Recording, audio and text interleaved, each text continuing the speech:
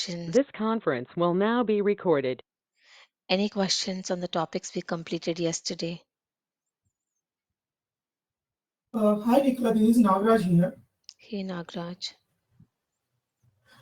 Yesterday, Kamal telling about the virtual machine regarding to if we are developing an app in Windows Linux, right? So with the Mm-hmm. virtual machine, we can use the Pega-based applications in our websites in iOS, right? And what is the virtual machine Did exactly? I say virtual machine? I didn't use the word virtual machine anywhere. No, Kamal was said with the virtual machine, like you said, when we once we develop the app, we'll place I in said it host. is server Uh, machine. It is not virtual machine. Server machine. oh, See, when you okay, develop any okay, project in real time, you will do it in the company's machines, right? So once the project yes, is completed, they will host it on one server machine. They will have a lot of servers set up. So on the server machine, they okay, will host it just like, if you're getting any website designed, what do? You host it on the server. You will take some domain name, you will take some space, right? And you will host it. Same way yeah, they also do. So they will have some server machines, they will host it on the server. So that will work only in the company network. And now if you want to okay, access it externally, you can access it using the URL, using the server address, you can so, access it. But because these are intranet yes, applications, we can only use them within the company network. If I'm not in my company network, I can't access it. oh, Okay, so okay, not virtual thank machine, you. it is server machine, just hosted on the server like google.com, Facebook.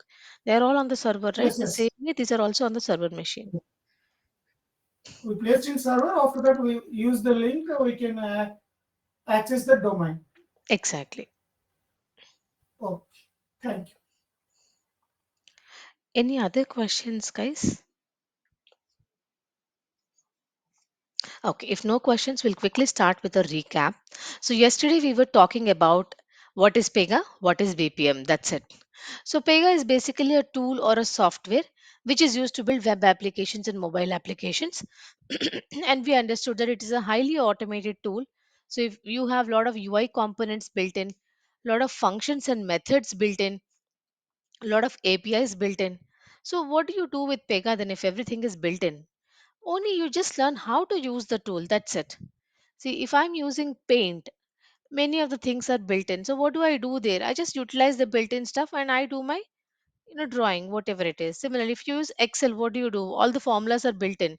You learn how to use the formulas and get the desired result. Same way, I'm not comparing Excel with Pega, just telling you that same way in Pega, all the everything is built in.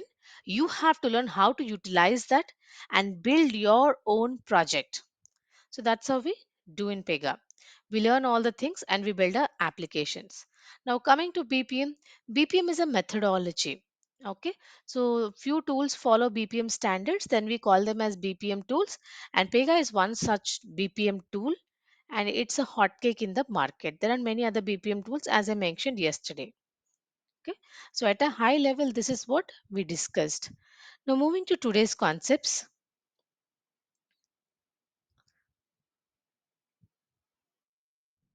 Okay, so today we are going to talk about the various studios we have in Pega and a walkthrough of the development portal.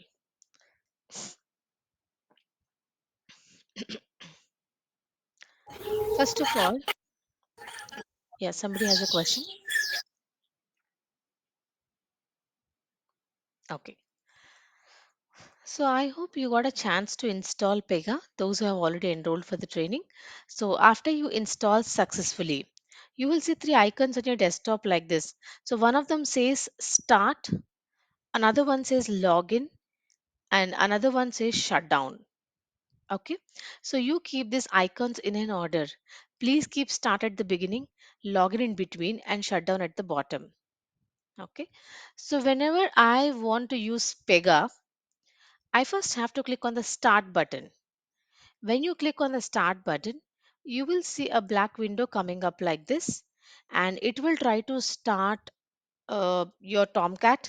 It will try to initiate JDK, database connection, and then Pega will be launched. So this will take some time, like a minute. It'll take a minute. You will find a log here. Server starts in some milliseconds. No need to wait for that log. Okay, just click on startup, wait for a few seconds, and then click on login button. So once your server is up, automatically in the browser, you will see login screen. It will ask you username and password. I already logged in. So in the browser, you will see login screen. Any browser, whatever is your default browser, in your browser, you will see the login screen. Now I'm done with my practice for Pega for the day. I want to shut down my laptop. Please make sure you shut down PRPC. If you do not shut down, what will happen is your Tomcat will crash, your DB connections are impacted. Tomorrow, when you try to practice, your Pega may not start properly or your project may even crash. So please make sure you shut down PRPC and never attempt to close this window. This should be up and running throughout your practice. Do not simply close this. Okay, minimize it, let it retain. Only when you click on the shutdown button, another black window will come and both the windows will be closed automatically. So you don't close them manually. Okay, they will close by themselves. Just in case if you have any issues, even after clicking on shutdown, if they are not getting closed, then you can close them manually. But while practicing, don't close it. If you close it, your server will shut down. Okay, so let it remain. Now, am I going to do all these things in my real time? No. See, Pega software will not be installed on every single developer's machine, right? Let's say I have a project. 10 developers are working on that project. Are they going to come and install Pega on all the 10 machines? Then my project is different, my colleague's project is different, right? Whatever I'm practicing in my machine, can you guys access it? No. So that is not the case in real time. In real time, this is installed by the admin team in the server machine. Now, how you guys will access it and do the project? You will receive the URL. This URL you will receive. Application URL you will receive. So you will take the application URL, you will log in, and you will do the project work. So now you and all the 10 developers are hitting the same URL and connecting to the same application and building in parallel. So I'm working on requirement 1, you're working on requirement 2 on the same project in the same URL we work. So in real time, please don't expect these icons on your machine. They are installed on the server machines. Any questions on this? Okay. Now let's continue. So after I log in, okay, as you are a developer, you will see this particular screen. So let's talk about this screen. This screen is called as Dev Studio or place where development takes place. So developers, the coders will sit and design the application, right? Now what all options do you see here? We'll start with the left panel. Recent Explorer, we call all these are explorers, okay? Recent Explorer, it is just like your browser history. If you hit Control H, you will see what all you have opened in the last few months or few years, right? So same thing here. Recent is nothing but what all rules did I open recently. So you can quickly open from here. Quickly, you can just open from here by clicking on this name like this. So it's just like browser history. Let's say yesterday I worked on some rule. Today morning I logged in. I can just pick the rule from here and start working. So it's just easy for you to open and work. Case types. So in every project we will have a workflow. Means what exactly is happening in the project we will design. So that design is nothing but case type. End to end business we will draft it. You're going to learn it later. So that one we call it as case type. Data types, it's just DB tables. See, you're dealing with a project, you store a lot of data. So, where do you store it? You need some database to store the data. So, those DB tables we will find here. App Explorer, the place where the actual application code lies. Records Explorer, it is almost similar to App Explorer, but it has some more additional content. What and how you will learn as you keep moving. Favorites, Do you have bookmark option in your website? Same way, you can bookmark any rule that you want to access frequently. You can bookmark it and you can keep it here. Okay. Now, my profile, just like when you go to any website, don't you see your profile? You can change the password, you can do all such things, right? Similarly, the current operator's profile you will find here. And if you want to log off, you can log off from here. Now, coming to the bottom, agile workbench. As of now, big companies are not using this, but in small companies like startups and all, they are using this. This is basically used to create stories and defects. Okay. So generally in real time, we are using Rally, Jira tools. Rally and Jira is a tool where, business analyst is going to draft your requirements. Like, I need a country drop down, these are the values. I need a state drop down, and state should come depending on the country selected. These are the values. So, like this, they will draft the requirements, and that requirement will be given to you to work on it. So, those requirements you can even draft here itself in Pega. So, if you install the plugin, you can just create a story. Story means requirement. Create a bug. Bug means defect. So something is not working as expected, we create defects, feedbacks. So instead of using Rally or Jira, you can use this, but not much in used in big companies, because in big companies still we use Jira and all. Now whatever you're working on currently will come here. This is for testing. Okay. And then if there are any issues, what are these issues? If you don't follow any Pega's best practices, issues will come. Okay, we learn about Pega's best practices down the lane. This are all debugging tools. And what is accessibility? So accessibility is, for physically challenged people, means, those people who are blind, or for those people who have color blindness. Okay, we design the website in such a way that they can also look at the website. Okay, like we increase the font a lot, we change the colors, we do all that using this, so that whatever colors they can see, they should be able to see, and all that we do. Performance tools, to check the performance of the application, how it is behaving and all, we use some tools here. We'll learn that later. Okay, we will see all this. Now, which version of Pega you're using, you can check here. So if you joined any project, you don't know which version of Pega they're using, don't go and ask anyone. Okay, you can just click on this button, you will see which version of Pega you're using. And if you want to know the server system configuration, you can click on this. You can see the server system details.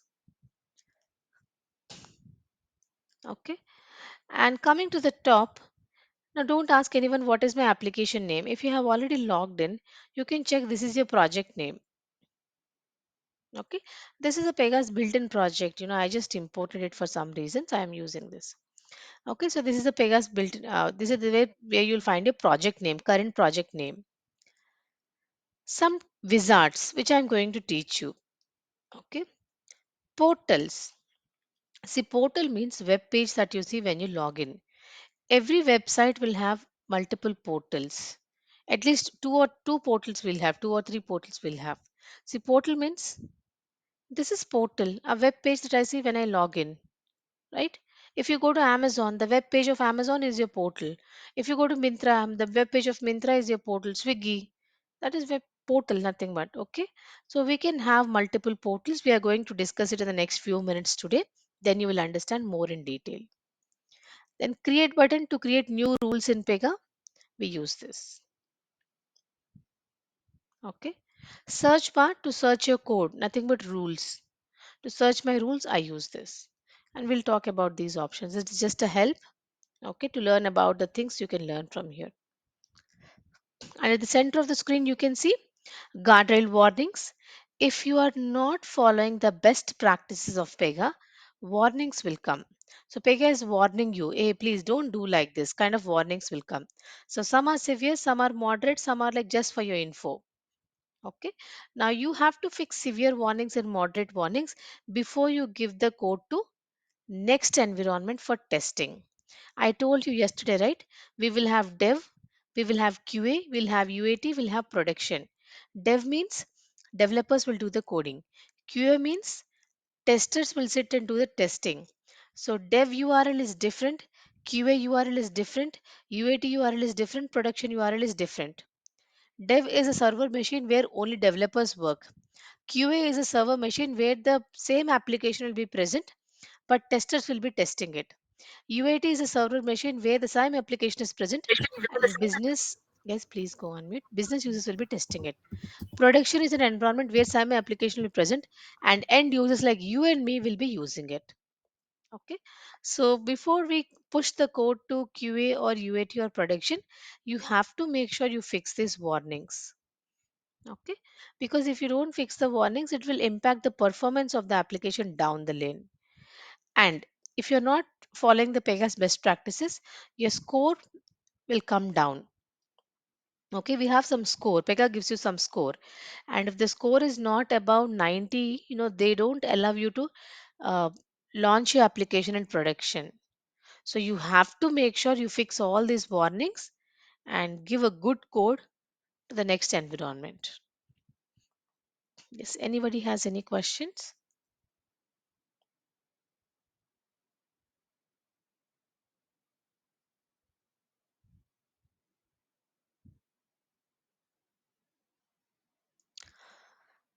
Okay, now let's, Hi, Nikhila. hello. Yeah, so these warnings will be given in the detail. Yes, when you see any number here, if you click on that number, which rule, what is the issue, everything will come in detail. As we start building a project, you will see the warnings coming up. Then you can just click on this number like this. See, as of now, nothing is present. But when you click on this number, it will load here. Yeah, yeah, you can see some other warnings here. See, it will just show you like this. Okay. See this particular rule. Okay, in this particular class, which developer has introduced it, you can see because of which developer the issue has come. You can see if you just click on it,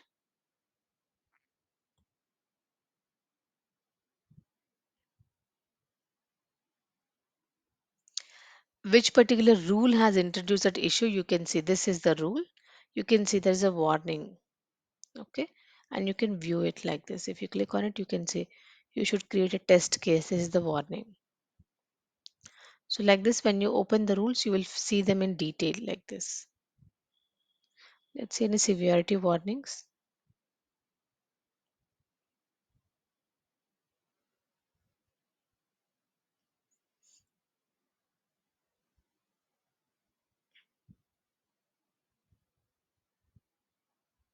No, I'm not finding any severity warnings here. Anyways, when you just open the rule like this, you will see the warnings at the top like this, and you can click on it. Okay, Thank you. no problem. Okay, so whenever I keep using the word rule, please understand that rule is nothing but the code that you have written. And as I told you, Pega doesn't have any coding. 95% of the times we don't do any coding. Now, what is rule? Know, the functionality that I have designed. Okay. So when you enter username and password, I do the validation, right? And then I'll enter you into the website. So that is called as code, the functionality which I have written. Okay. So when I say the word rule, please understand some code that I have designed in my project is what I call it as a rule. Let's move ahead.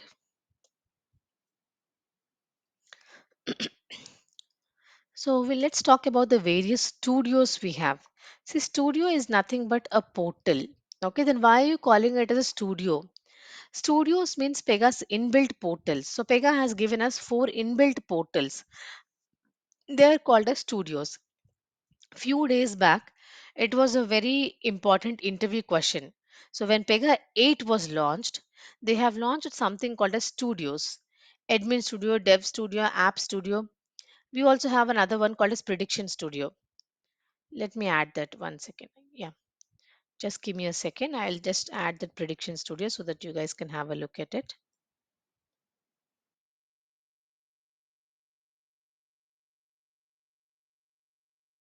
Okay, so why is this so important in Pega 8? Because in earlier versions of Pega, we never had something called as studios. Studios is something new which came up in Pega 8 version. Okay, let me log out. It did reflect.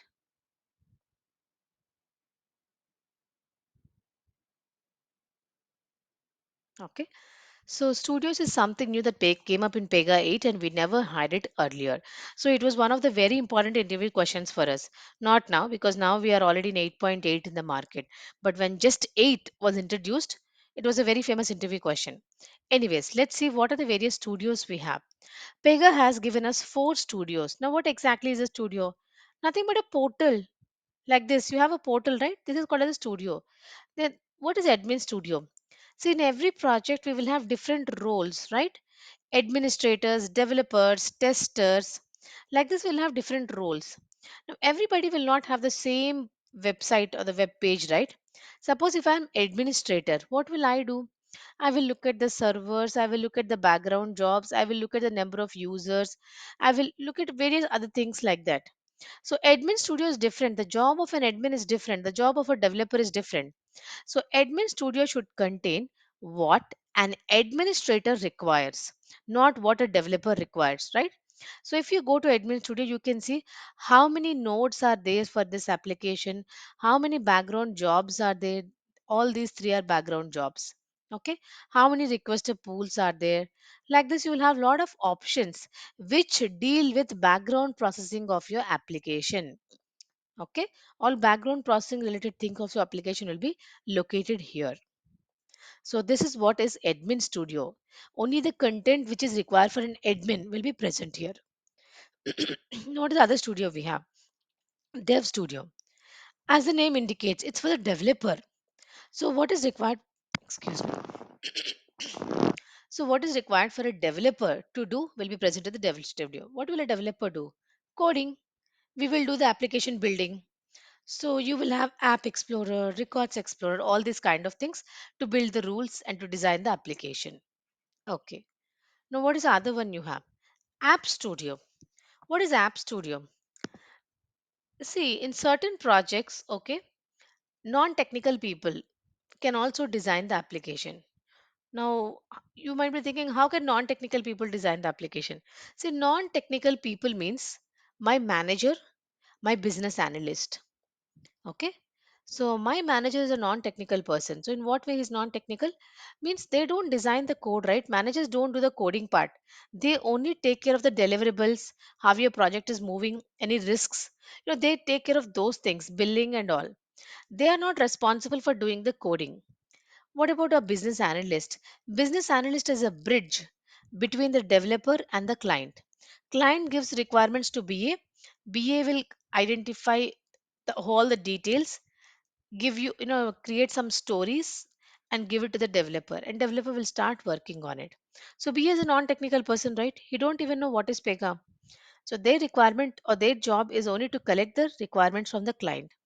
But still, App Studio is a place where a BA and a manager can also participate in the application development. So do they mean do they, I don't mean they do all the coding of the application. Some basic things they can do here. So what are the basic things? Like you joined a company, so they will add a user here. Okay. So you're working as a part of this application, so they can create a user ID for you to log in into the application and work. Or they can create a channel. Channels means your application can be accessed from a portal, or from a different website, from mobile. Like this they can create channels. Or they can create DB tables. Like you want to create a new DB table to store some data, they can create from here. Or they can create a case type, end-to-end workflow they can do from here. But I never saw a BA or a manager sitting in the application and designing all these things. Pega just gave you this option, but 95% of the times only developers will do the coding part. No manager, no BA I saw coming and designing the case type or creating tables or creating users. No, they don't do. We are there, right? Why would they do all that things? Right? So they don't do, but Pega has given us the privilege so that they can do this minimal things without depending on the dev team. Okay.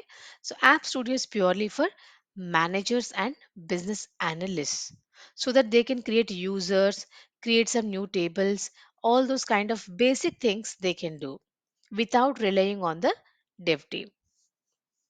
Now, the last one is Prediction Studio. This is basically for data scientists. Okay, so they will capture all the data models, they will do data analysis. It's basically for data scientists on Pega, not for normal Pega developers. So we don't use this much because I'm not in that role. Okay, so very important interview question. How many studios we have in Pega? Four studios. Name them. Admin studio, which is for administrators to handle the background jobs and all. Dev studio is for the developers to do the coding. App studio is for the non-technical people like managers and business analysts to create users, to create case types, DB tables, basic things like this without relying on the dev team. Prediction studio is for data scientists. So once upon a time, it's a very important interview question. So please make sure you remember all the four studios and the purpose of each of them. Have a look at it and let me know if you have any questions.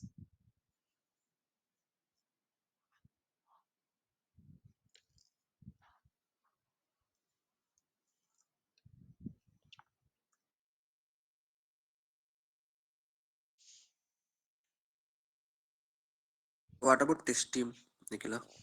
So where testers will do some kind of thing. Is there That any is separate again environment? portal. We have something called as portals. See, portals and studios are one and the same. But what is the difference? Studio means this is given by Pega to us. Portal means we design. So I design one portal for my users, one portal for my testing team, one portal for my managers. That's all designed by us. We will talk about it in the next few minutes. So, Nikhil, I have a doubt. Yes, please. Yeah, you said that we will be creating different portals for testers as well as UAT as well as production also, right? Hey, I don't create different users, you're saying, or portals. Yeah, portals. I'm talking about No, portals. no, no, no. You will not create different portals for different environments. We will create a portal. We'll talk about portals. Why are you jumping to portals? Let complete studios. Next topic is operators, Okay. access groups, portals, and all. We'll talk about it. Okay. Nikhila, I have a doubt. Yes, please. Actually, usually admins will create access groups and all, right? Right, you are right. Here in uh, here in Admin Studio, they will create, or in App Studio also there is a privilege to create access group. You say. And that's a very good question, yeah, Raghaveni. See, she's right. See, generally, whenever you go to any real time project, okay, let's say I joined a company, okay, now I want to access their project because I'm hired to work on the project. So they have to give me access to that project. So, how do they give me access? They should create, one username and password for me. Now, username and password creation cannot be done by all the people in the project. Only people who are admins can do that. Okay. So now her question is good. So she is asking me, in the admin studio, I don't see any option to create new users. But in real time, when you join any project, only admins can create new usernames and passwords so that you can access their project. Now, how is that possible? That's good thing. Admins can't, although you are an admin, you should and must have Dev Studio to create a new user. Okay, although you are an admin, only from Dev Studio you can create new users. From Admin Studio, you can't do that. Okay, so can one person have multiple studios? Of course, yes, right. You can see me right now. I'm using four studios. I'm switching, right? So, like this, in real time, admin will come to Dev Studio and create a username and password. Okay, one person can have access to multiple studios. They can switch between the studios and they can use whatever they want. But if you have dev access, so we also have the privilege to create. I mean, they will give us that permission to create users and all. No, no. Although you have Dev Studio access, still you will not have Mm. the privilege to create new operators. So in the entire Okay. team, So maybe only only the admins. lead or only the managers or only the admins will have access to create new users. Not everybody in the team will have access, because if you have that access, you can even delete other people's operator id, like some, by mistake or due to some reasons, you if you deleted other person's operator ids, then that's a problem, right? Let's say for example you are not happy with the hike, you deleted all the operators of that particular project. So that is the reason, they don't want to take any risk by mistake, or wantedly people may delete. So access is given only to few people in the team, like admins, managers, leads will only have access to create new users. Not everybody can create or delete. Although you have Dev Studio, you can't do that. So only admin have the access to give the user IDs, right? Right. We'll And they talk. have also Dev So, Studio. Yes. Only from Dev Okay. Studio you so can do Nikhila, that. Creating operators is the next topic, guys. So don't jump into that Okay. much. At a high level, I have answered now. Yes, please.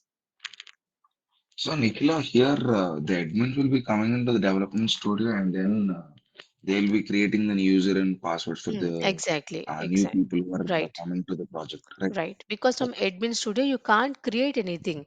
You can only start a okay, background job, stop a background job. If some background jobs failed, you can look at the errors, you can look at the exceptions. Only those kind of things you can do from the admin studio. Creating of rules you okay, can't do from admin studio. okay, okay. So creating of rules will be done only in the development studio itself, dev Exactly. studio. Right. Dev studio or app studio also. You saw it in app studio also. I can create users. Yeah, yeah, So but app studio is yeah. very less used. Not much, Yeah, because App we Studio is devs only used by the BAs as BA well as managers, right? managers. But in real time, why would a BA or a manager do that? They will ask the dev Right, team to do, right? So they generally don't right. do, although Okay, there is a privilege to do. okay. Because anybody from non-technical background not understanding anything, please ask questions.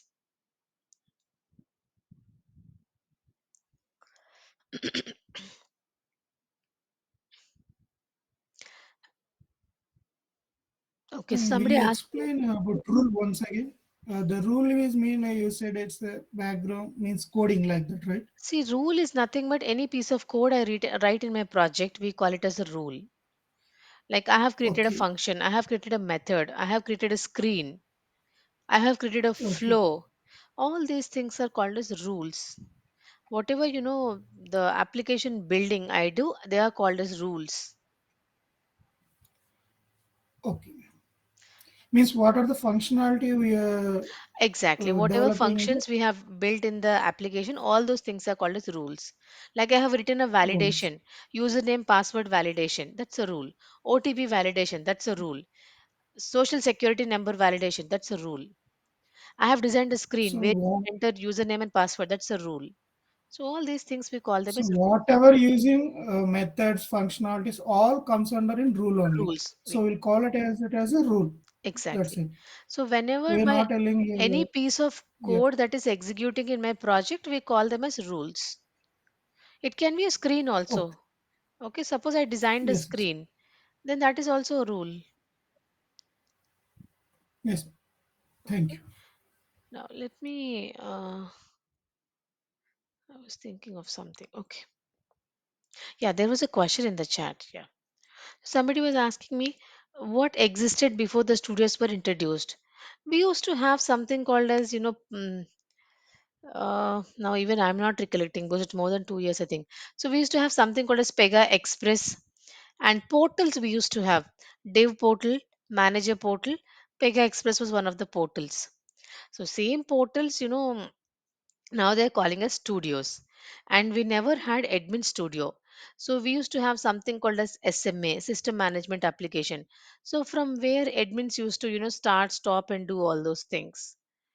So now they just give dedicated portals, but earlier we had similar things. Now they're just being called as studios. Just, with little bit of enhancement, they converted the portals into studios. And SMA was something which existed. And now it is not there. They gave admin studio. Okay. It's long time, Gautami. I no need to learn about that. Long time it has been in the market. Okay. So here we used to have something called as SMA, System Management Application. That was nothing but your admin studio. App Studio, we used to have a portal called as Express, Pega Express. That was just like your App Studio, but not this many functions were there. Like, users couldn't create case types and all that. That was not the thing that in those days. It was just a basic thing was there. Prediction Studio never even existed. It didn't exist. Dev Studio was common. It's one and the same earlier, and now it's one and the same. Okay. So there are slight enhancements, and few things got deprecated. So, anyways, nobody is going to ask. It's a long back story. Okay. Where can we able to see all the delegated rules in a portal? Kumar, nobody knows about delegated rules now. So when we come to the topic, I will answer you the question. Okay. In admin studio to monitor background work or configure background work. It is only to monitor. You don't configure there. Only to monitor them. Any errors, any exceptions to start and stop. For those things only we use admin studio. Creating new things is not possible in admin studio. You can only see how many requesters are there, what nodes are there, what background file listeners are running, what background jobs are running, at what time they are running, if you want to trace them and debug them, all those kind of things you can do from the admin studio.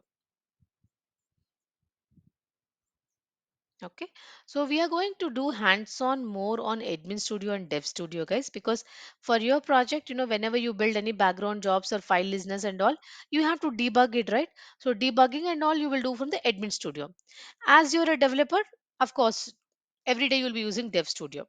Prediction is not for us, app is not for us. Of course, yes, dev will have access to admin studio. So even if I'm a developer to a project, I will have admin studio access because dev needs to debug, right, when I'm doing something.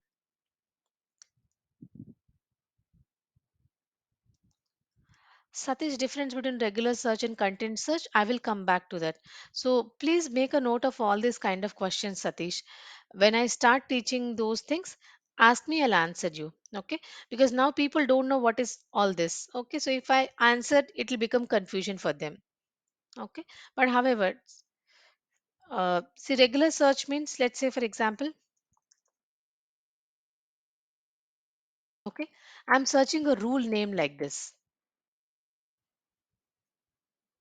This is regular search. Okay, searching a rule is called as regular search. Content search means I'm searching something inside that. Suppose, I'm searching for this word.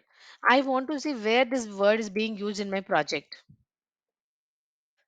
So, content, something which is present inside that I'm searching.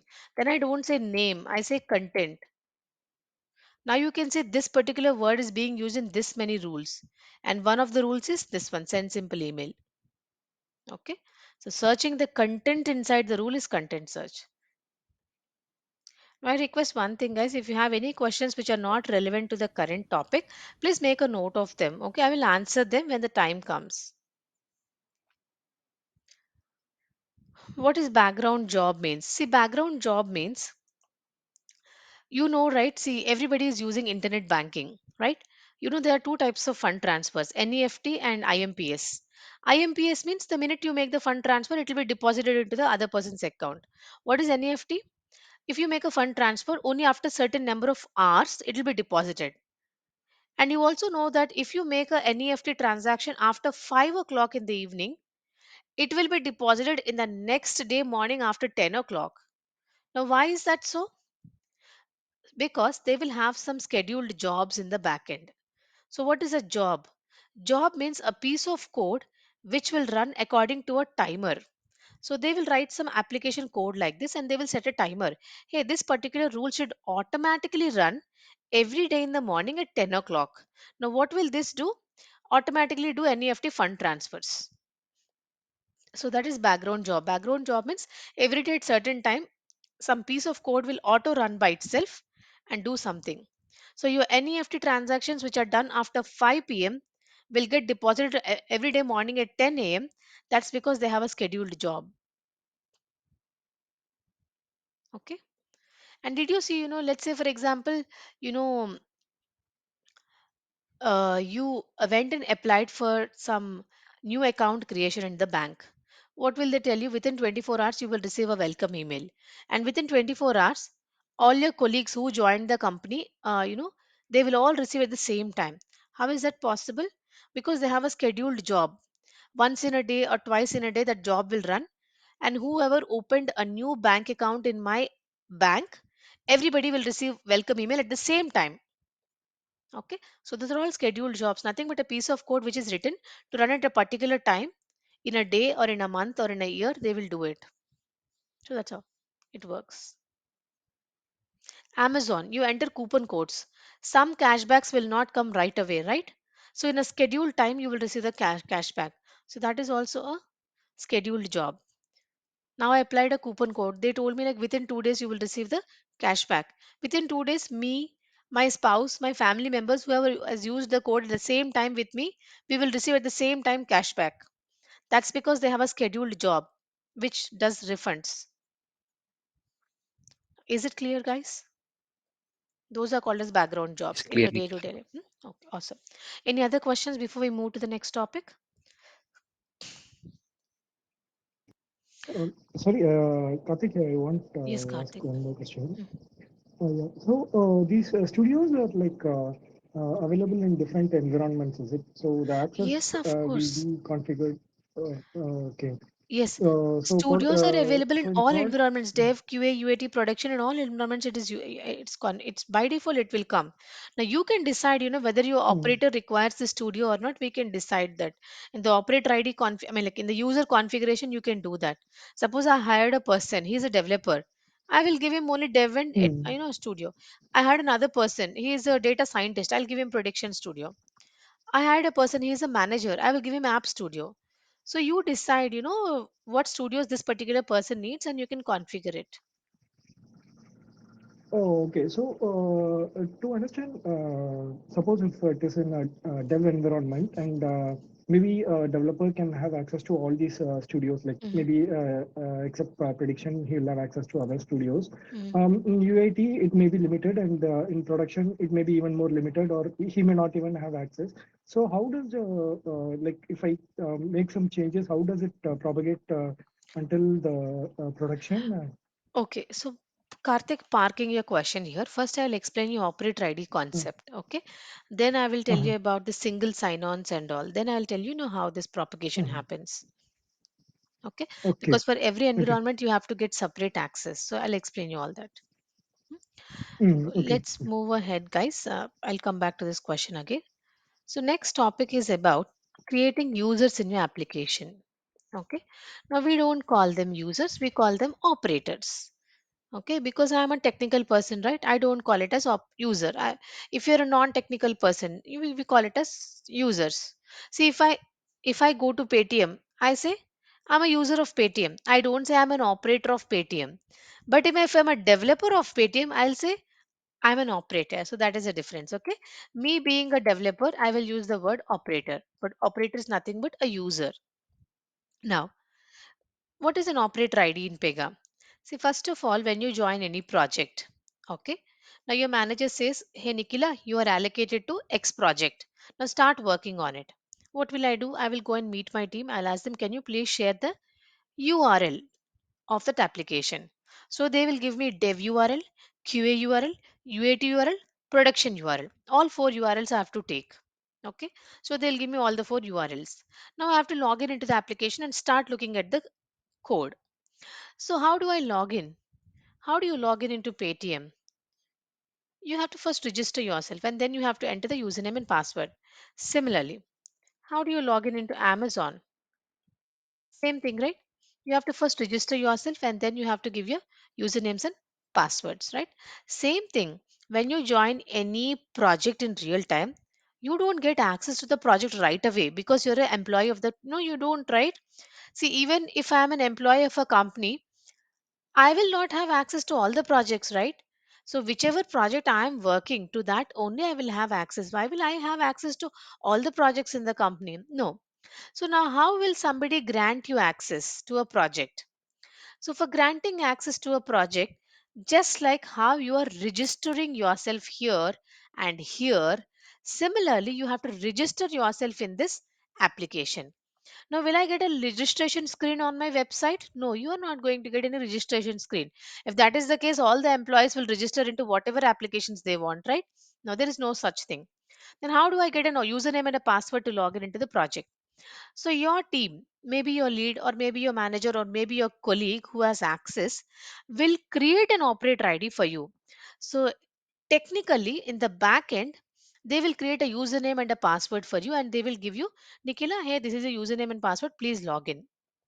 Okay, and then I will start logging in and I'll start working on the application. So, unlike these websites where you can register yourself, that is not the case. Okay, when you go into any project, you have to go and ask your team, can you please give me the credentials to log in? So, they are going to give you the credentials to log in. Okay. And generally, in most of the applications, we have single sign on. We'll talk about it later. So, first, let's see how they will create for you. Let's say I'm an old employee of that project. You are a new employee who joined the project. Now, you reached me asking for a username and password to log in into the project. What I will do is, I will say create organization. Please remember this. Under organization, you will find operator ID. Okay. Under organization, you will find operator ID. So I'm going to create a new operator ID for you so that you can log in and you can start accessing the application. Now, what is your operator ID? Company to company, this will differ, guys. In some companies, it's your employee ID. Okay, they will not give your name. They will not give Nikhila like this. No, they will not give. Generally, in some companies, we use employee IDs. In some companies, we have, different. When you join a company, they will have some unique IDs. Okay, using that ID, they will create. In a few companies, yes, there is possibility they may even give your name also. But generally, maximum of the times we don't use names. We will use your ID, some unique ID you will have when you join a company. Those we'll be using. Anyways, this being a POC, I'm using my name itself. Okay. So Nikhila at the rate, whatever it is, whatever the application name is. This is some demo POC taken from Pega Academy. Okay, not mine. I'm just giving that.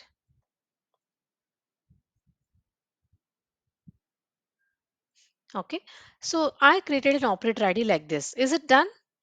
Can I go ahead and say save? No. There are some mandatory fields you're supposed to fill.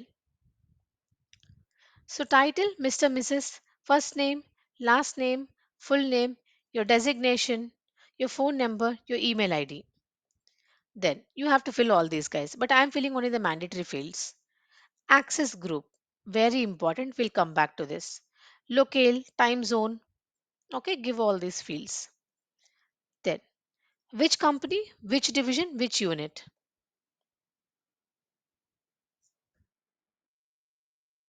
Whatever is your company name, for whichever division you are working, okay, you have to fill all this information. Then what is your team name? You have to give that. Come, we'll learn all these things later, guys. Work use, skills, you will learn all these things. Reporting manager. Who is a reporting manager? Whatever is a reporting manager name, fill that. Then any planned leaves, you can fill it here. Not mandatory, okay? Generally, we don't use it. There is a scenario where we use this. It is not for developers, okay? It is not for developers. We'll talk about it later. Then your password, you can give a new password for yourself. It will not ask you old password. Even if you're resetting it, it will not ask you old password. So you can just give whatever password you want. Submit. Okay. If this is a robo, you can enable this checkbox. Checkouts and check-ins, I will teach you later. SSO, we'll talk about it in next few minutes. Do you want to ask the user to change password when he logs in next time? Because now I have set the password, right? I'm not supposed to know his password. So you can say, please ask them to change the password when they log in next time. Then it will ask them to change the password. And that's it. Then you can save your changes. I'm not doing this because I don't want to change my password, but you can do it. Suppose the person left the company, you can disable the operator because he is no longer a part of your company. You don't want him to access it. You can disable the operator. Or he left the project, you can disable the operator. Okay. Now, access group is mandatory, so it is throwing an error. So this is operator ID, guys. I'll come back to access group. Please hold on. Where is this? Nikhila, Mhm. Yeah. Yes, please. yeah, this what you said, the operator ID creation and all will be done by the admin team, right? As I told you, either a admin team or a lead or a manager Also, can do it, managers and because okay, you know okay. it depends on the company. Not always we have to reach out to admin team. So either admin team or manager or lead, anybody who has admin privileges can do that. So how do you give that admin Admin privileges access. and all? We will talk about it. Yes, admin access, they can do that, because not all companies follow the same standard. In some companies your lead can do, in some companies your managers can do, but most of the companies your lead should be in a position to do.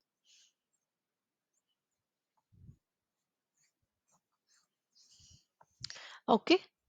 Now this is the way we create an operator ID for the new joinee. So how did we create it? Let's again see how did we do it. We went to the configure button. Sorry, I'm so sorry. We went to the create button, organization, operator ID. You gave the details, you clicked on create, you went in, you filled everything, and you gave the password and you saved it. That's it. You created an operator ID. Now where will I find all the existing operators? Here, go to records, okay, records explorer, same navigation, organization, operator ID.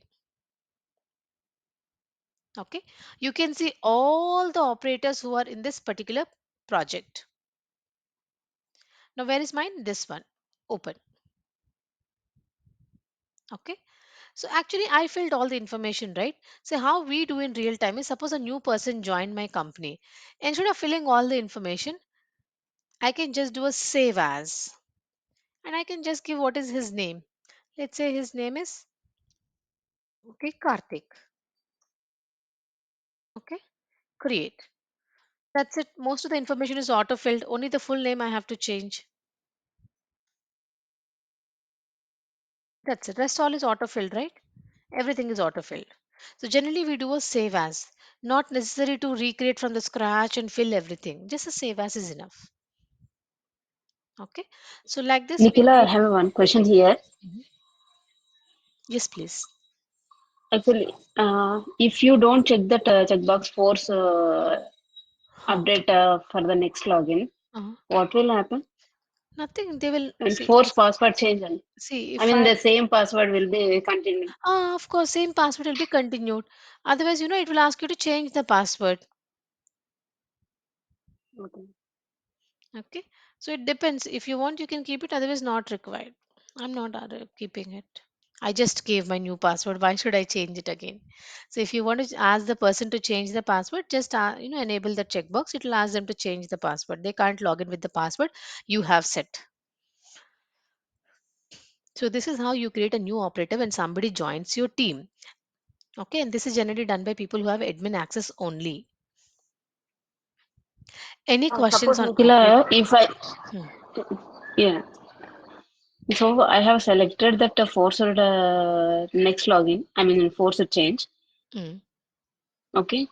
Yes, So next time I logged in, I changed my password. right. And again, admin went to the same operator ID and did some changes and saved again. Okay. Your new password Then will only be also this there. force No, change. admin, after you, log in and you change your password, this checkbox will be automatically disabled. So it will not be Okay, enabled. So okay, every time it's not going to ask you. okay. Thank you. Okay. Now let me tell you a few things here. So in order to access any Pega application, you should and must have an operator ID. It is mandatory. So operator ID is nothing but username, password, and some basic details about you. Now you have to know, where is operator ID stored. See, operator ID is stored in the database. Why are we storing it? Operators are nothing but users of your application, right? You have to store the details. So next time when they log in, we have to validate their username and password. We have to, if you want to send any email to them, you have to use their email ID. If you want to do any escalation about them, you have to take their manager details. So like this, you need operator ID for various reasons. So you store that information. Okay, so where are you storing that information? It's actually stored in a DB table. And that DB table is very important for you to remember, because those who are actual Pega developers will know that name. because we work day to day with these tables. So if you don't know that name, it may be a very important interview question. Okay, so make sure you remember the name of that DB table. Where is my, oh, it's closed. Okay, I can show you the table, guys. Just allow me a minute. Let me pause my screen for a second and open the database.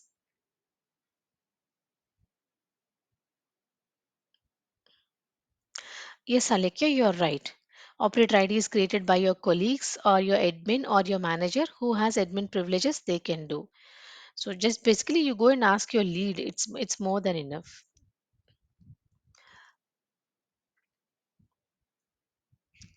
Just I'm trying to take you to that database thing.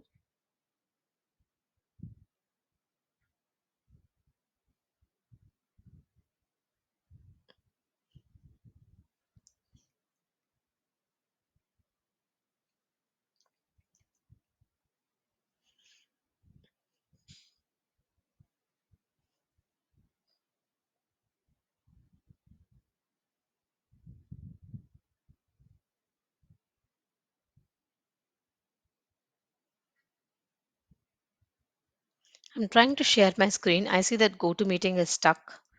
It's not allowing me to share. Just give me a second. It's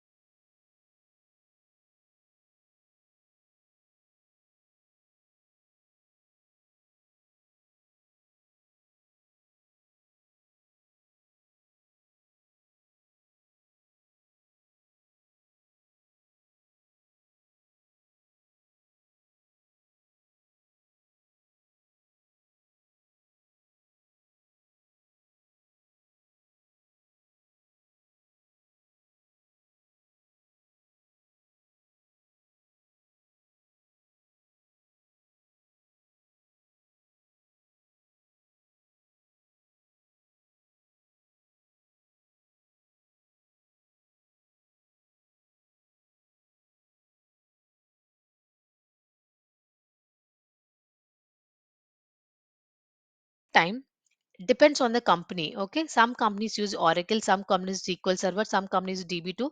It depends on the company. Okay, now for Pega we got PG Admin 4 because it's a free edition. In real time we'll have licensed one, so depending on the company you have to use it. Now I'm just showing you where in the database this operator IDs are stored.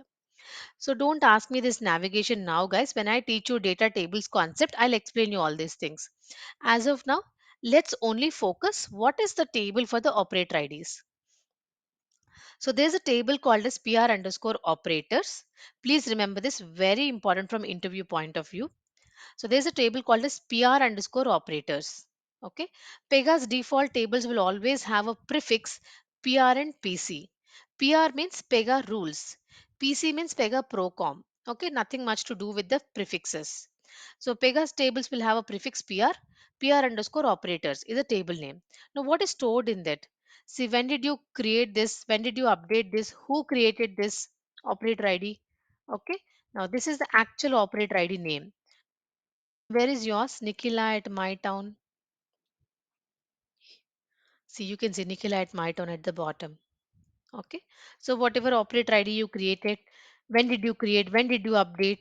All that, whatever you have given, what access group you gave, did you give the calendar details? Did you allow checkouts and check-ins? What is your default time zone, email address? So whatever you filled there, every single thing is stored here.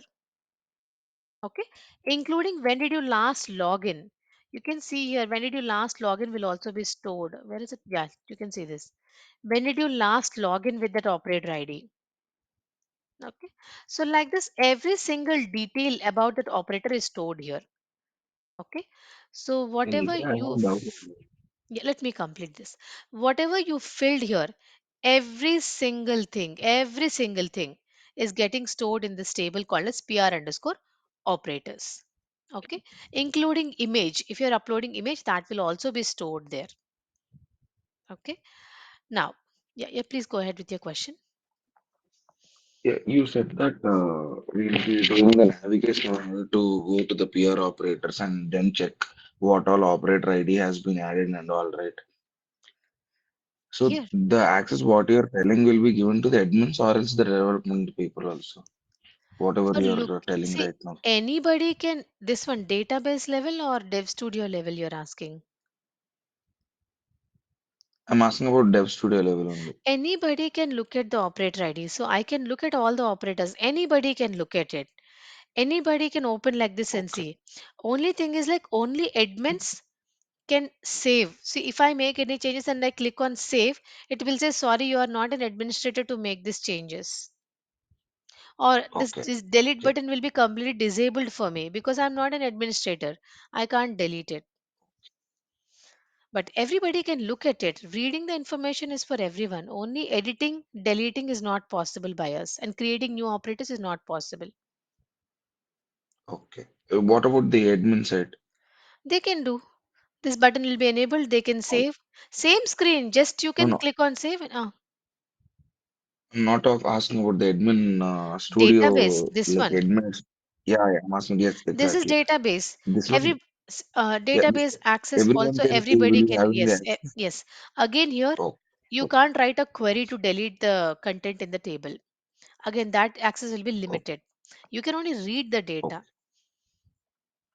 okay, okay. So whatever you're showing the what is the database as well as the Dev Studio, as well as the admin studio, the operators will be having the access to only read. They will not be having Right. any access to Access edit to or else edit and delete. doing other Not things. everyone will have Okay, access. Only some people in okay, the team will have access. okay, Okay. So now most important takeaway from this topic is PR underscore operator is the table which maintains all the operator IDs. And please remember, in order to create a new operator ID, you have to go to organization, operator ID and create it. If I want to see the existing operators, records explorer, same organization, same operator ID, you will see all the list of existing operators. And whatever you enter here is going to get saved in the database. Every single checkbox, every single drop down, whatever you give here is going to be in the database. As I told you, whatever info you see on the website or whatever you are doing in the website, everything will be in the database. Same way here also, everything you give is a part of the database only. Any questions from anyone on operator ID so far?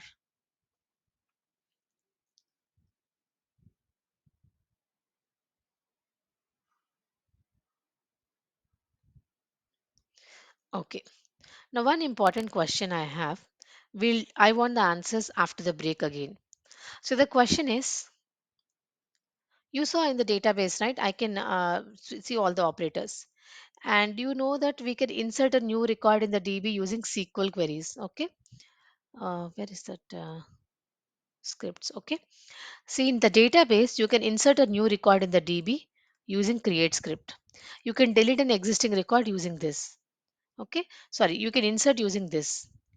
So my question is, let's say, for example, I have to create 100 operators. Okay, in one go. Now, there are two ways to do it. You click on the create button, organization operator ID, like this I can do 100 times. Second option is from the database level, insert script. You can insert a new record from here, right? You can insert a new record in the PR underscore operators table. Now, what do you think we do in real time? For creating bulk operators, will we create from here or will we create from the database? Now, important thing I want you to notice is,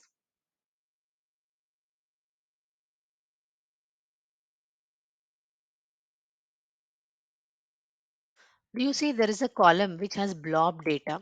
Okay. Those who are from IT background, please keep this blob column in mind and try to identify the answer. Those who are from non IT, Just try to figure out the answer. Ignore about the blob column. Okay, just try to understand the difference. I'll give you the answer after the break. Okay, so it is almost yeah, it is 8:10 anyways. We'll connect back again at 8:20 and we'll resume.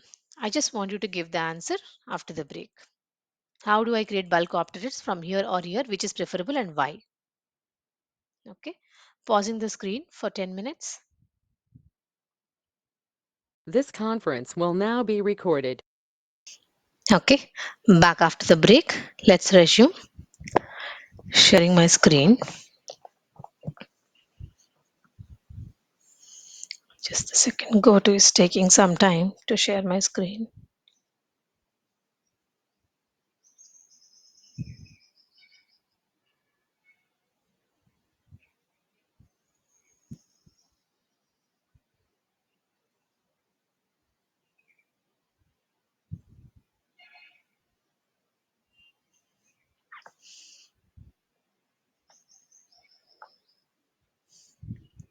Okay, so I see one of the answers in the chat where they were telling,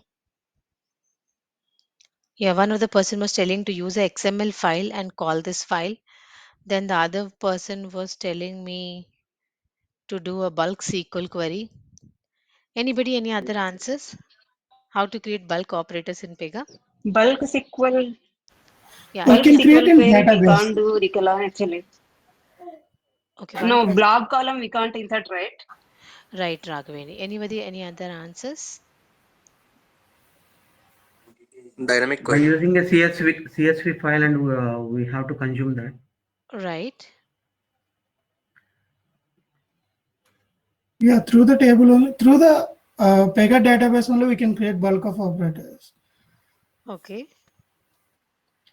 because I think we can website we also can upload the give. Excel file to Mhm. collect all the operator data into the Excel file, and we can Hmm. upload.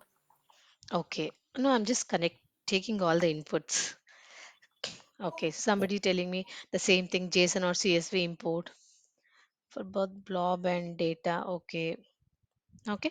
Now let me give you the answer, guys. See, if you want to create bulk operators, there are two ways, right? One, you can go here and you can keep on creating. That's one way. But this is okay if you have only one or two operators. If the count is too huge, it's difficult to create manually. So what is the other way we have? Inserting from here. You can run some query and insert from here.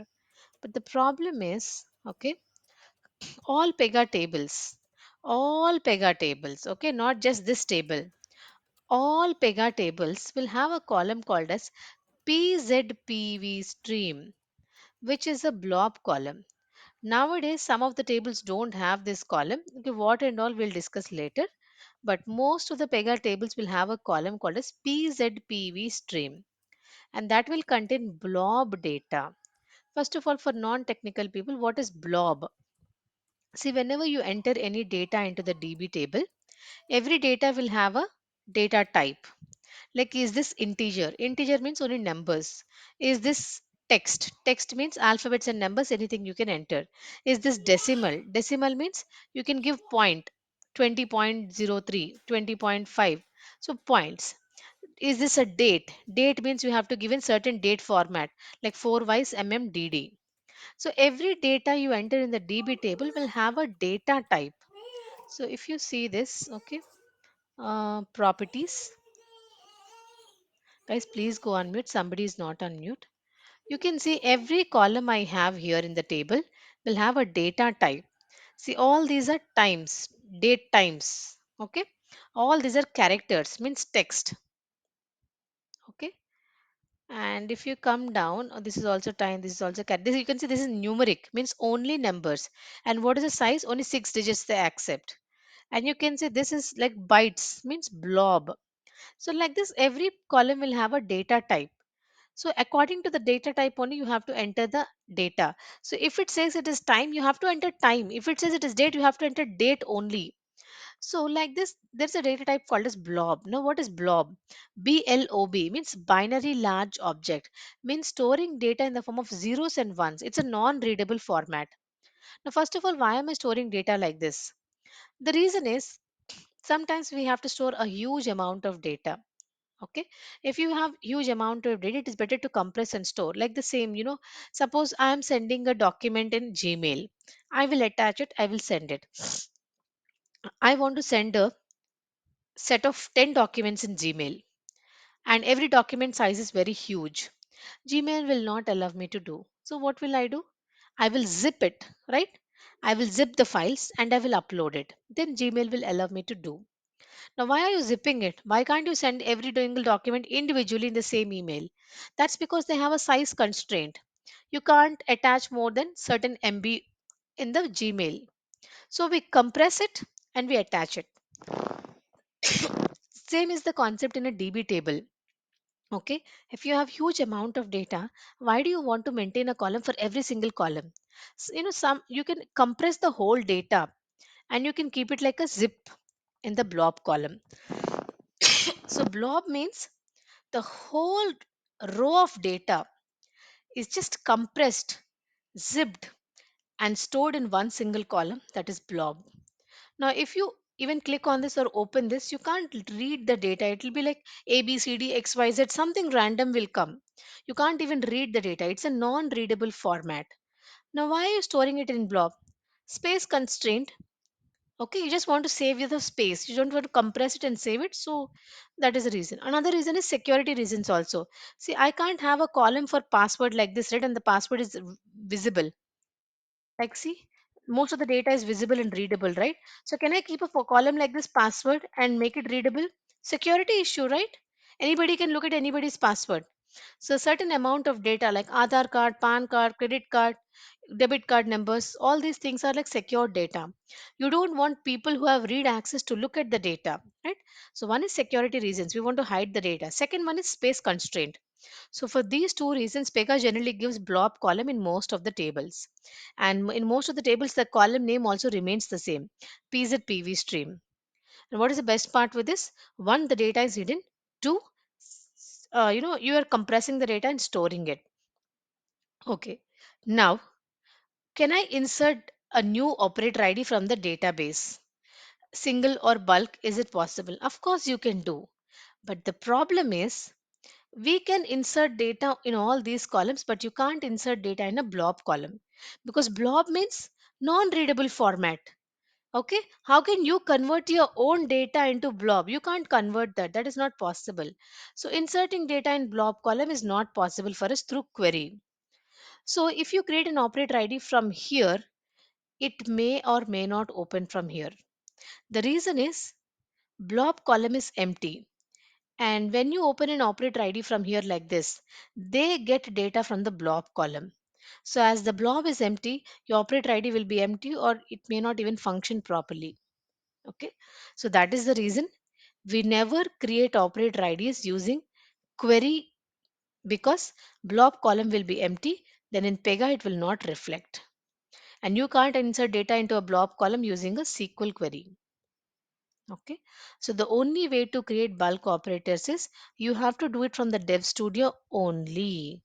Now, when you say Dev Studio, you shouldn't, this is not the only way we can do. Okay, because this is manual and it is time taking. So, what is the other way to do it?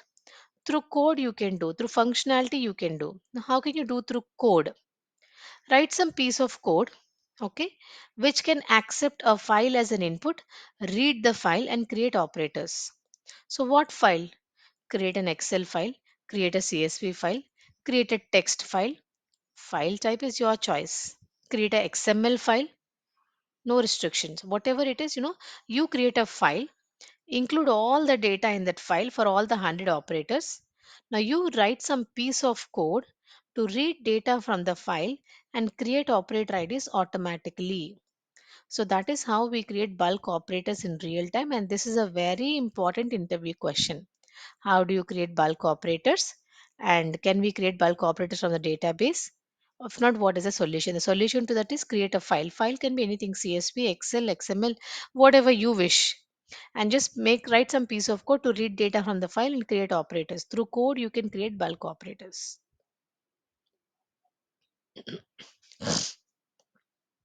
Okay. Now, in this context, I have another question for you, which I want you to answer in the next session. Even if you know the answer, please don't drop the answer right now because I want everybody to think of it. The question is, let's say I have to update an operator ID. Okay, and that too in production. Production means we will not have edit access. Okay, in production we will not have edit access. You can only read the data. So I have to update an operator ID in production. Okay, I don't have access to the database. I don't have access to the operator ID. Means I can't click on the save button on operator ID because I'm not an administrator and I don't have access to the database in production. Now I want to update the full name of a person in production. I don't have access to database. I am not an administrator, so I can't update anything and click on save. I can only read the data. Now, what is the solution to this? How can I update the full name of an operator ID in this scenario? Please don't tell me the answer right now. Tell me in the next session. This is also one of the interview questions. Okay. So this is about operator IDs. Do you have any question? Yes, please. Yeah, Nikhila, I have. Yes, please. As you just tell how to create a bulk operator. So I have a question because I have non-technical background. So from where we have to call the file and the where we have to write the code. You will be learning it, Ritu. File consumption is almost the last topic in the training. Okay. So I'm going to teach you how to consume the files, how to store the data, and all. We will learn it. Okay, okay, okay. Thank you, Nikhila. Okay. Yes, Shivakumar, you are right. We can create a CSV file and use the Pega's built-in activity create operator. Okay, perfect. Uh, Anusha, is the voice choppy even now?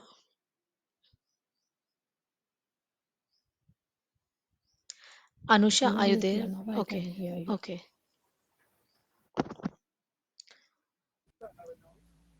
Okay. Any other questions before I move further in this topic? Okay. If no questions, the next one,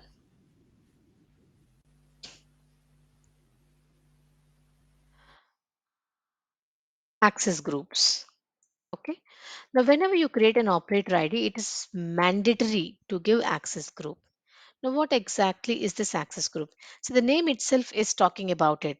Access. So, you're just determining what application access this person has. Okay.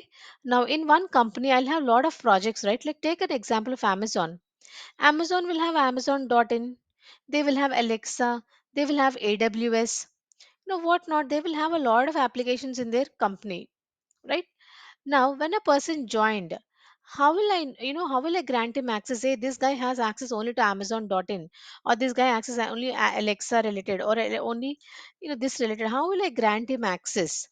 When I create an operator ID, I have to mention that which project he has access to. So, which project he has access to is determined based on the access group.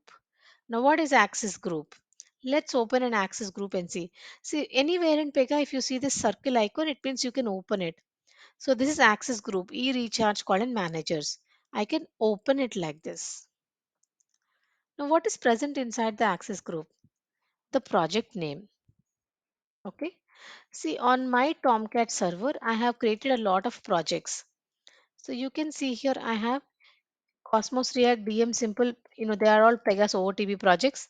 EC, eRecharge, Food 365, Go Bivo, all these are my projects. Again, Pegasus projects.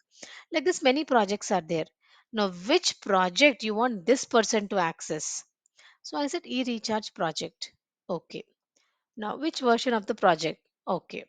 So, like this, access group tells you which project your person can access. Now, take an example of this. Yeah, Nikhila, could you please, may I ask you one thing? Yeah, sure, please. Yeah, could you please get back the screen actually? You have told me the project name, yes? Which screen? Access group. Access group, yes. Hmm. Then version is 0.1 s. Hmm. That is called as rule set version, or version is I think 8.7. What's No, that? that is Pega version. This is my application version. See, if you're building your website on Oh, Java, Java will have its own version, right?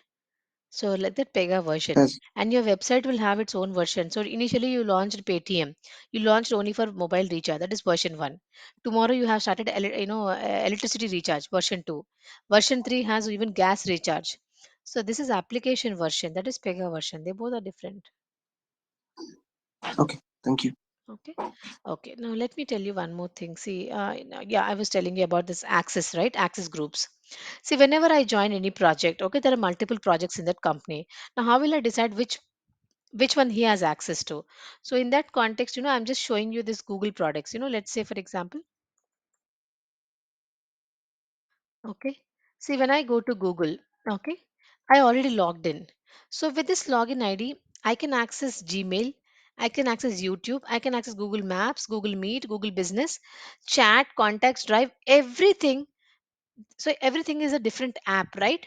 So with this user ID and password, I can access all these applications. All of them are applications. Now, similarly in Pega, with this single user ID and password, I can access multiple applications like this.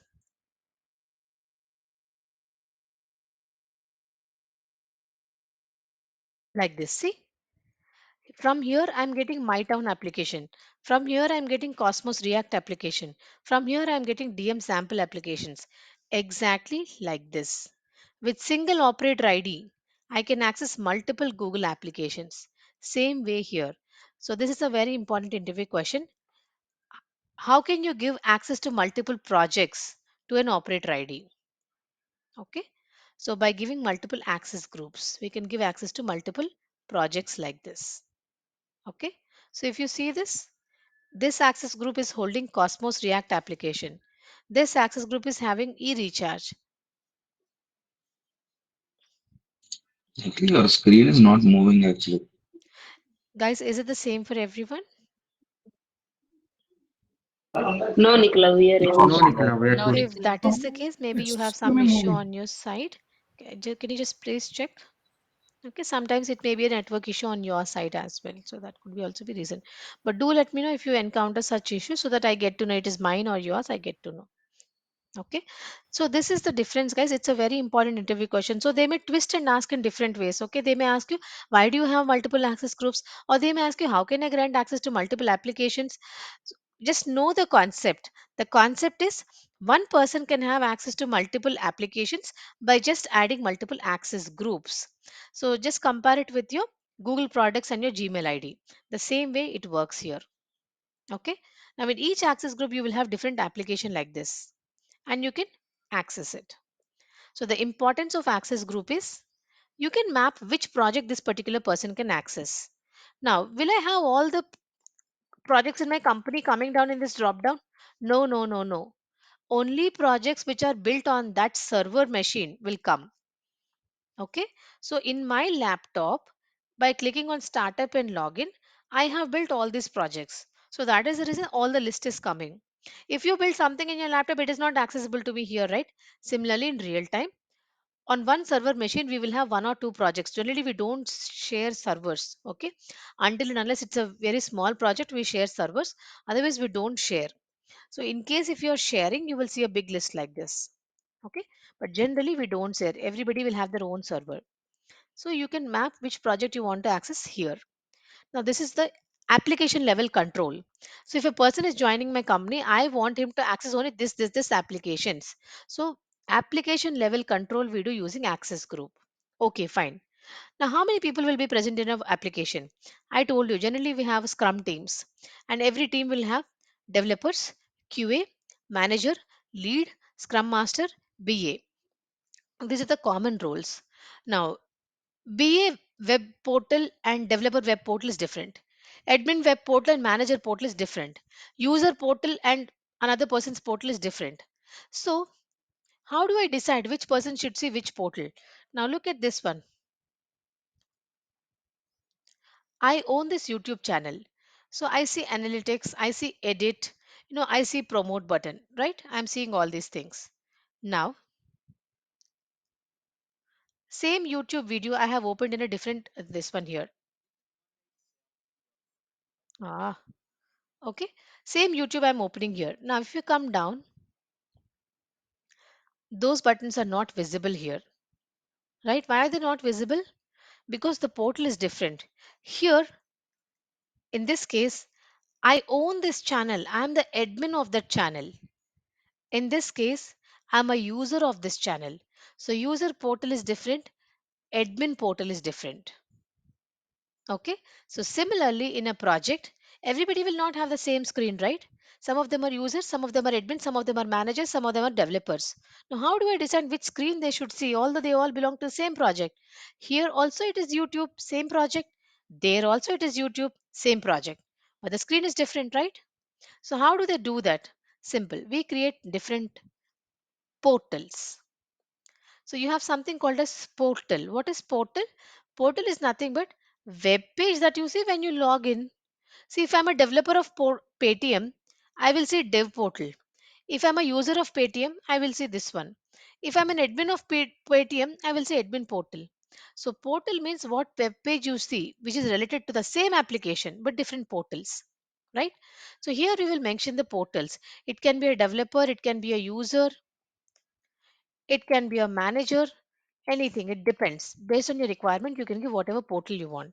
And can I create my own portals? Of course, we can create our own portals. You can create a portal like Amazon, you can create like Swiggy, you can create like Paytm. You can create your own portals depending upon your client's requirement. You keep creating your portals. See, homepage is my new in my is my custom portal which I have created. It's not built-in portal. I created it. Creating portals and all we'll talk later, but just understand that portal is nothing but the web page that a person sees in that particular application. Because although you and I work for the same application, maybe you are a manager, maybe I am a developer, so you will see reports, people working in the project, some metrics, some pie charts, bar charts, and what do you say, this all this kind of things you will see. What will I see? The code of the application I will see. So although you and I belong to the same project, maybe we don't see the same portal. So that is portal. So in the access group, you will maintain portals. Again, I can give multiple portals. Why multiple portals? See, I'm a developer. Still, I want to look at the admin studio and debug something. So I need admin studio. I'm a developer. Still, I'm designing a portal for user and manager. So I want to launch it and see how they are working and all. So I will add as many portals as I want as I will add. And portals are visible here. See, user portal homepage, user portal homepage. Okay. What is Express? Express means this one, App Studio. Okay, what is developer? Developer means dev studio. See, studios will come here, portals will come here, but the mapping is at the same place. Okay. Now, so every operator will have access group. Inside the access group, you will decide which application he can access, what portals he will receive. Any questions on this one?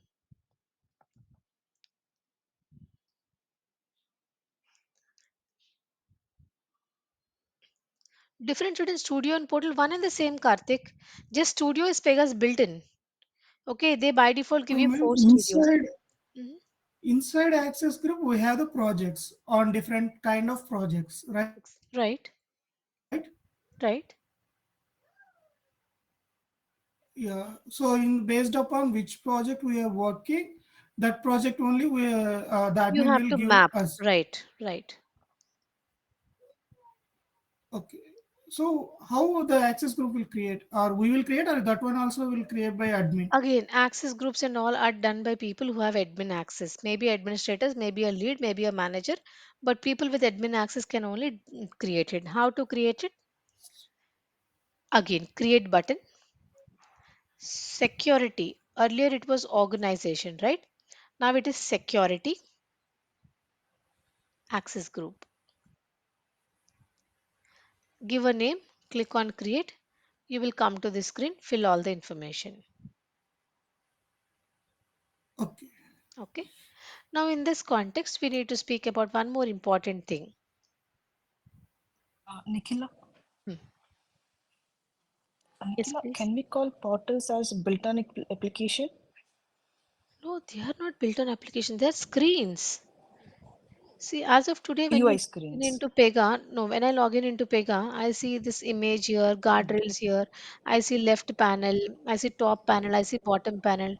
What is this? This is a portal they have designed. So when I log in, I should see this. Okay. Similarly, when you go to Paytm, you see all this. It's a portal they have designed for Paytm users. So it depends.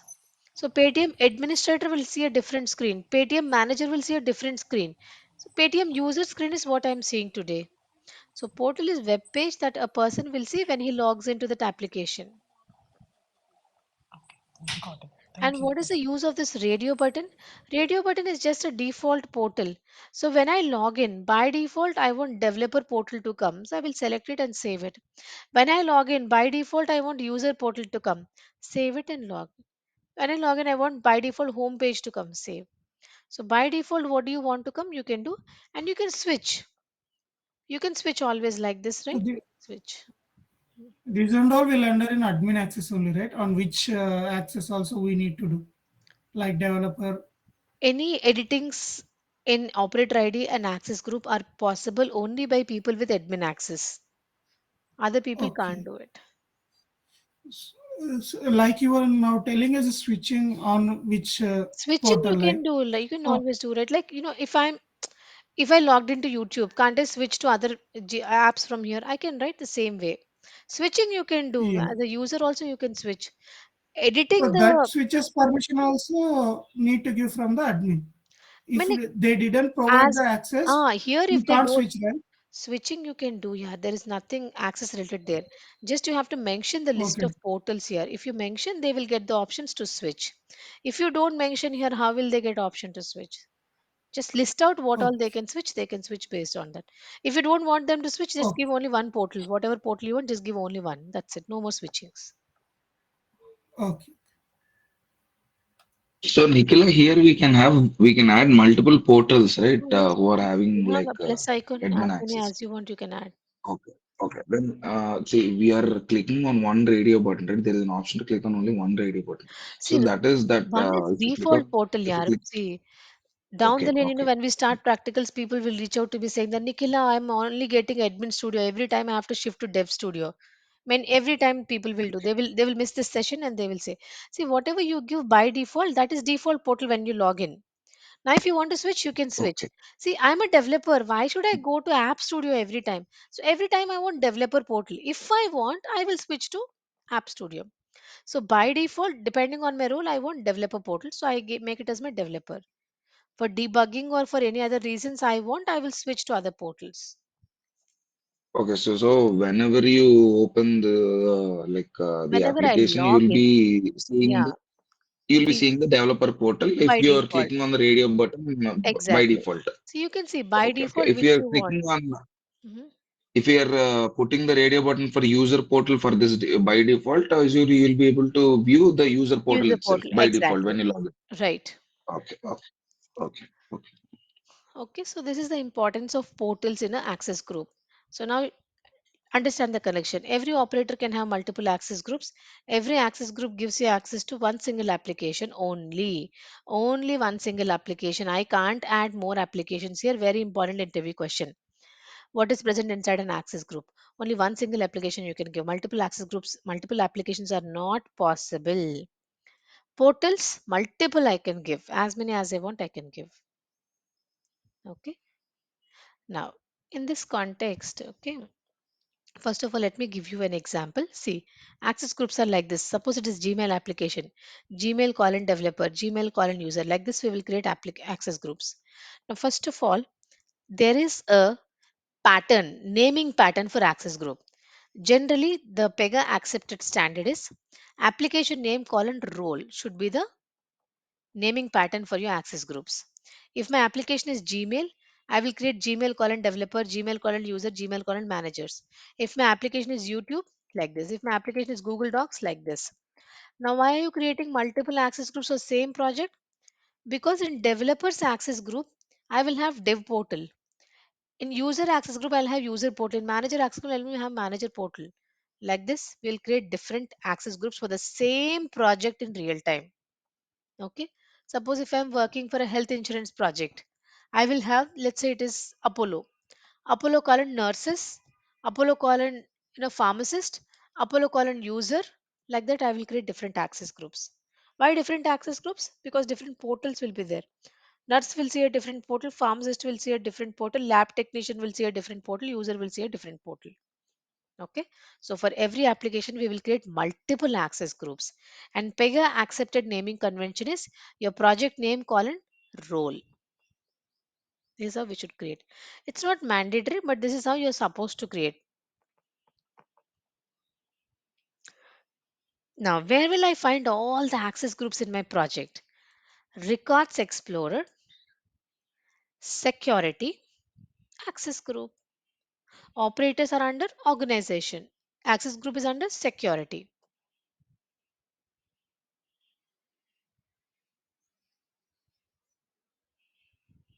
Okay. So every operator will have multiple access groups. In the access group, only one application will be present, but multiple portals will be present. Nikhila, do we need to Nikhila, you have manual? shown like multiple access groups, right? Just now. Mm.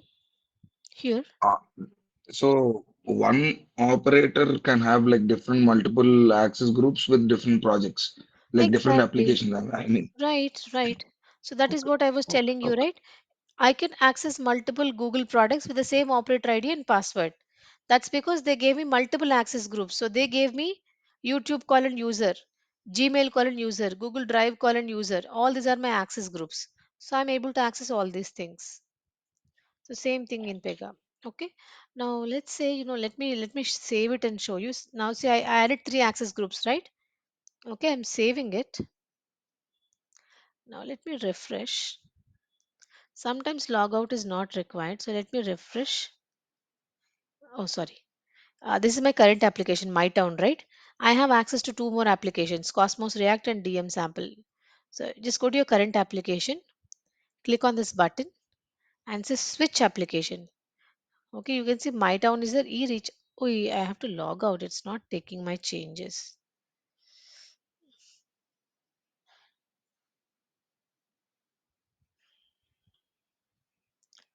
Switch appli. Oh, yeah, what happened? Operator ID. Okay, let me add one more application also. DM Sample. Okay.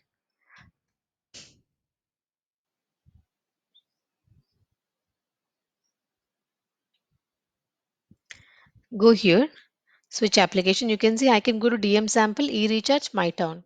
Switch to DM sample. See, it is a different project, DM sample. Okay, right now you're in DM sample project. Switch to e-recharge. You're in e-recharge application. Just like how you are switching here, same way I'm switching there. Okay, like this one developer can work on multiple projects. Generally, we don't do, but this is how we can do if you want.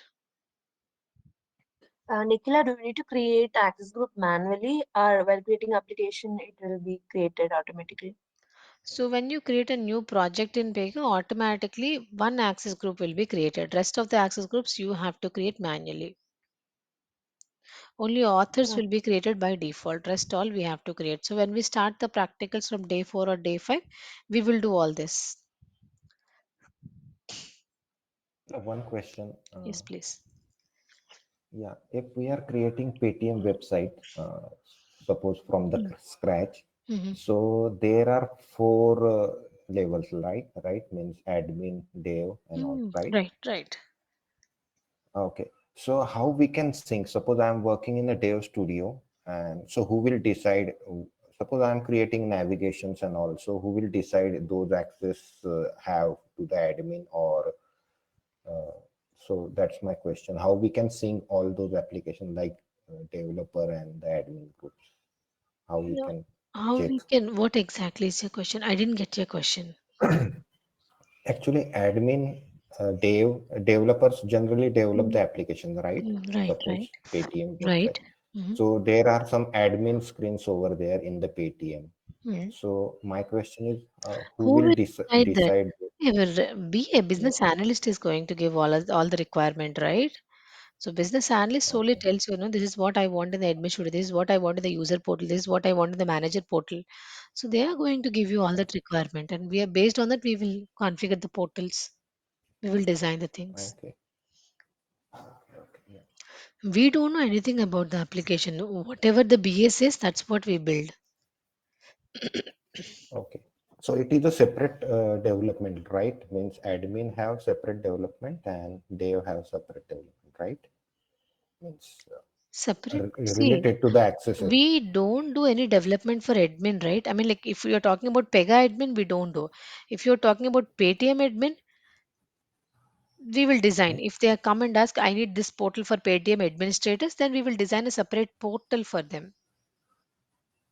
Okay. Like, Yeah. portal where they can add new plans, where they can add new coupon codes. Maybe, they want something like that. Then we will design a portal for them. Yeah. Okay.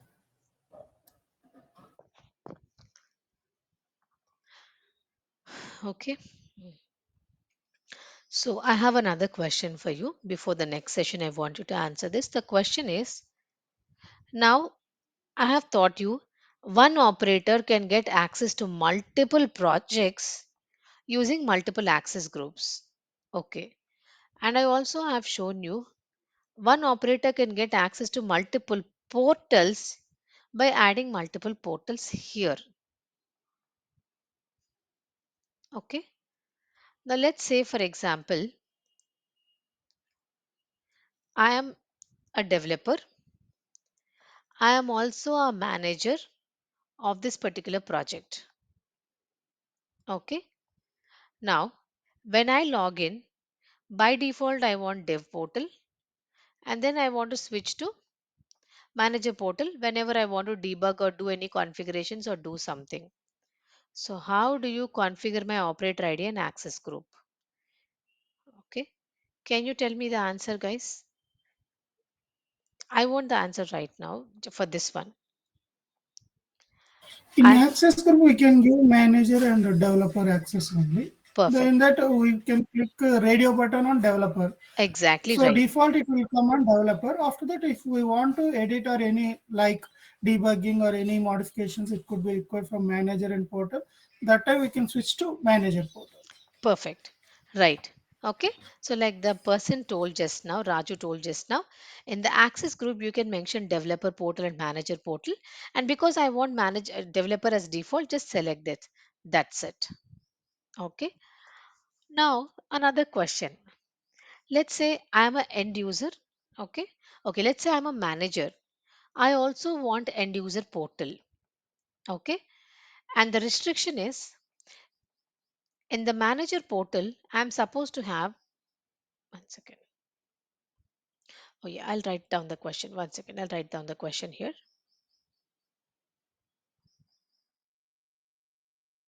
The question is, okay, there are three managers. Okay. There are three managers. And three managers will have access group called as, let's say, Paytm colon manager. They have an access group called as Paytm colon manager. Inside that, there is manager portal. Means when any of these three persons log in, they will see manager portal.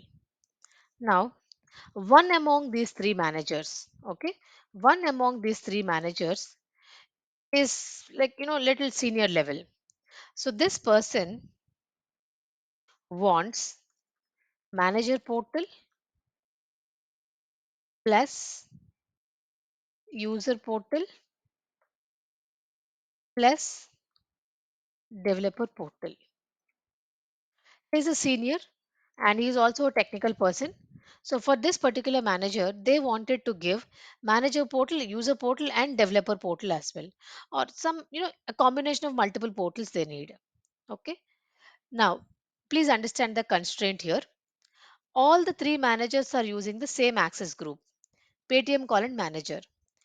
In this access group, there is only one portal, manager portal. Okay. But one of these managers need 3 portals. How can I configure it? Can you answer me now? You can have multiple access groups, right, for the same operator.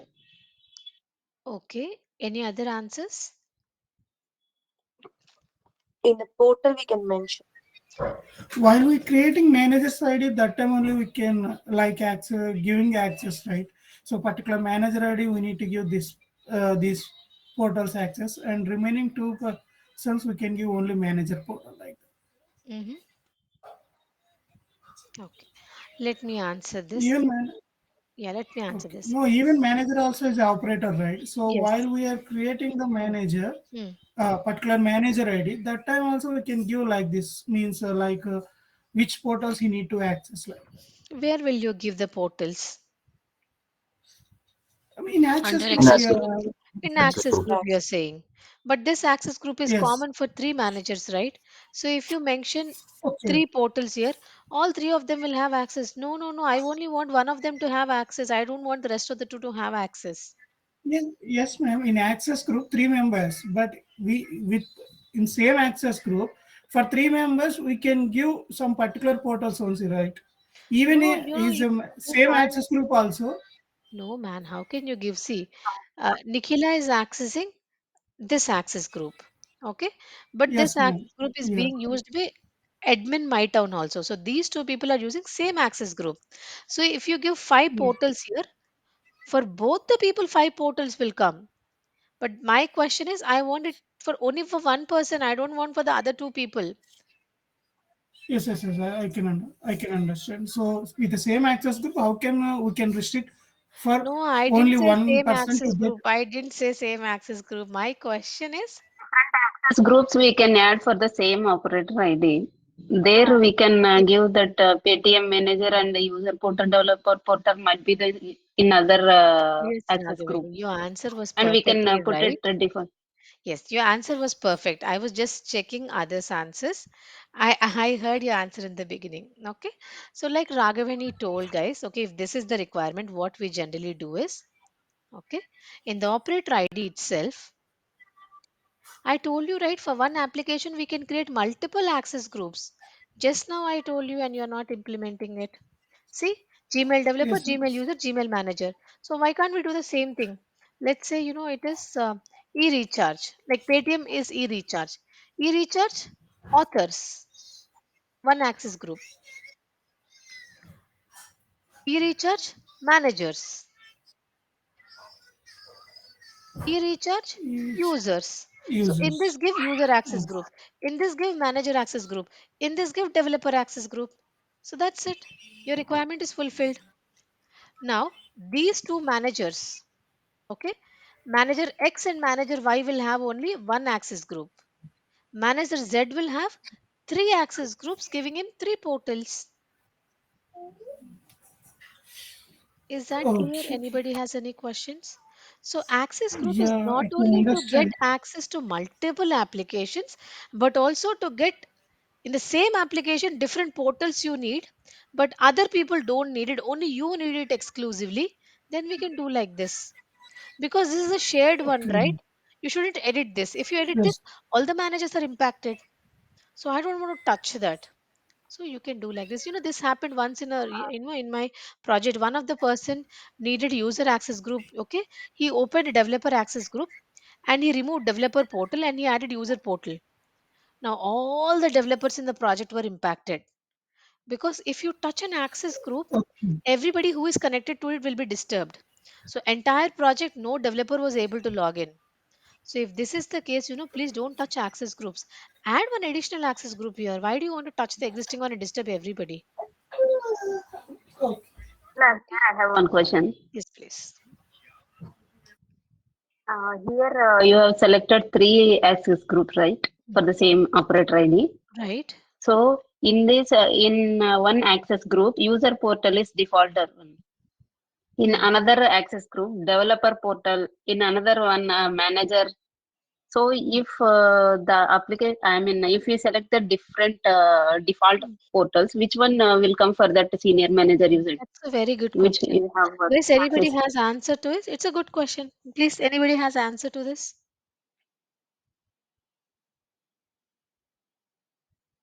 Did you understand the question? Let me rephrase it. Her question is, you have three access groups. In author, App Studio is a default portal. In manager, manager is a default portal. In user, user is a default portal.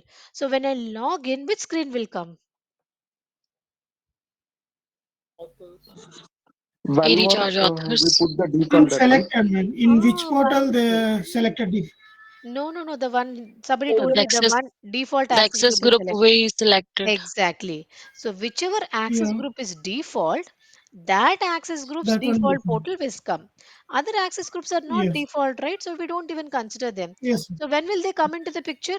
Only when you switch your portal or when you switch your application, they will come into the picture. So if I switch my portal only, they will come. Otherwise, they won't. okay. So based See, upon Nikhil, I access have group, a we doubt. can give the access to the portals. So with that portals, they will get the access to working, Portals only, different portals in the same right? application, right? Yeah, yeah. In selecting Nikhila, access can group, you which kind of portal need to work, that one only we can access, right? Exactly right.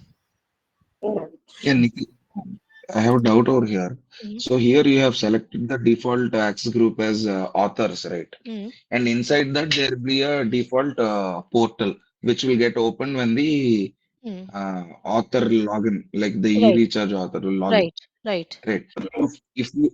If you are once go to the like previous screen, if you are giving an what is the radio button to the manager itself over here to the in Uh, the access group, In that portal, whatever is now default, that will come. So in this that default, will open, and inside this portal oh, the user portal is default, that will that open will as come. per when the manager will log in Exactly, into the exactly. application. Okay, Exactly. okay, okay, Okay. So yes, okay, Chehra, okay. your answer was right. I'm just checking the chat. And there's a question in the chat. Let me answer this. Can we see user group access matrix for the project? No, yeah, the whole thing like, you can't see. You just have to open every access group. Under access group, you will see who are the people having access to it.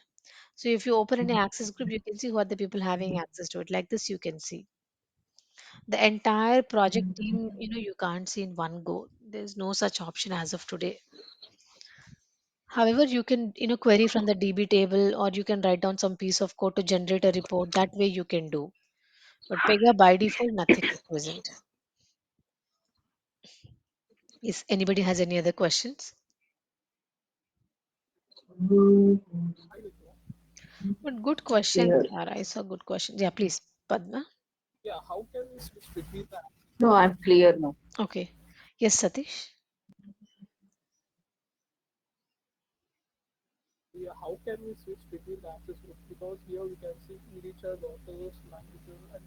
Satish, your voice is very low. See, if it is same application, I mean, like if you're giving same application, different portals, no need to switch the application here, right? Directly in the launch portal, you will get it. If it is a different application, then you need to switch application. Otherwise, no need to switch. See, if I want to go to Cosmos React, I have to switch from here. From switch application, I have to go. If it is same application, three access groups, no need to switch. Just you'll find the portals here. Just launch the portals. That's it.